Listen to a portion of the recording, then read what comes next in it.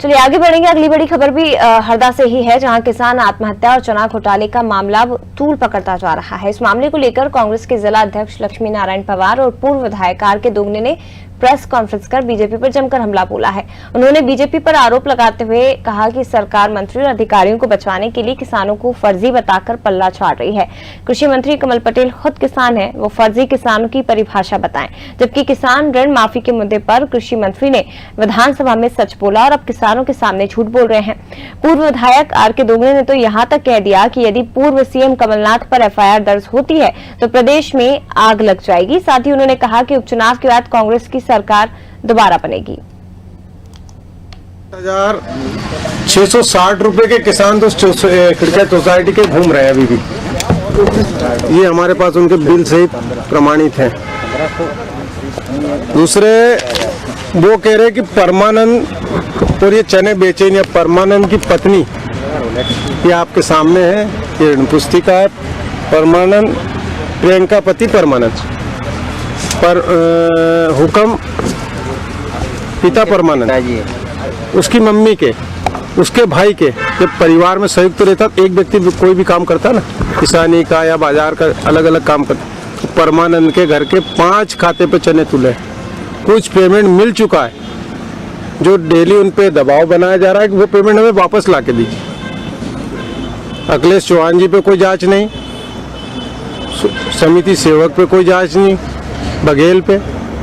और भ्रष्टाचार, ये 10 किसान का नाम बोल रहे हैं, इन्हें कैसे कर लिया होगा। ये कह रहे हैं कि दबाव डाल के बिल बनवा लिए। तो मान गए कि एक दिन यदि सारे बिल बनते, 1 तारीख में बनते, संयुक्त शायद उस समिति सेवक को दबा लेते। इसके लिए न किसी पे जांच अधिकारी पे हो रही है, क्योंकि जांच होती है तो सबकी पोल खुल जाएगी। इनके पास सिर्फ एक हथियार बचा है कमजोर, जो कि किसान को फर्जी बनाओ, इन पे एफआईआर कराओ, इनको दबाओ।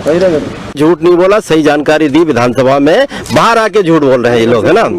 जय कमल पटेल जी ने वहां अंदर जवाब दिया। कमल पटेल मंत्री जी का जवाब है। क्वेश्चन जयवर्धन सिंह का था, उसका जवाब है कि ऋण माफी हुई है और 26 लाख कुछ किसानों की हुई है, 95,000 किसानों की हुई है और उसके साथ अमाउंट भी दिया था, सब डिटेल दी है। उसके बाद ये भी दिया कि आगे भी करेंगे और करना पड़ेगा, लिखित में दिया, करना भी पड़ेगा। विधानसभा में भी विधानसभा सदस्य रहा हूँ, मुझे मालूम है अगर वहाँ जवाब आ गया है तो वो जवाब को नकार नहीं सकते कोई भी। और जवाब जो शासन ने जो कार्रवाई की है उसका ही ये ऐसे फर्जी, ये तो फर्जी काम ही करते भाजपा के लोग, है ना। झूठ बोलो, जोर से बोलो और जल्दी जल्दी बोलो, ये फर्जी काम करते हैं। एफआईआर कराए ना, देखे ना एफआईआर, कमलनाथ जी के विरुद्ध एफआईआर होगी तो आग लग जाएगी, मध्य प्रदेश में स्थिति बन जाएगी। भैया ये झूठ, हमेशा झूठ बोलते हैं। अभी आप बताओ, हमारे मंत्री जी ने बोला 68,000।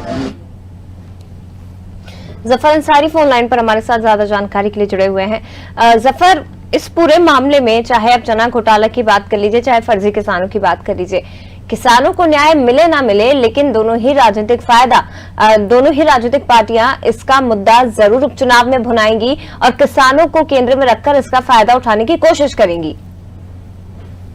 हरदा में चोकड़ी किसान द्वारा आत्महत्या करने का प्रयास और चना घोटाला मामला दूर पकड़ते जा रहा है। बीजेपी और कांग्रेस दोनों एक दूसरे को इस मामले में घेरते नजर आ रहे हैं। कांग्रेस का कहना है कि मंत्री कमल पटेल और प्रदेश सरकार अधिकारियों को बचाने के लिए किसानों को फर्जी बताकर अपना पल्ला झाड़ रही है। चलिए ठीक है, बहुत शुक्रिया आपका जफर, ये जानकारी साझा करने के लिए।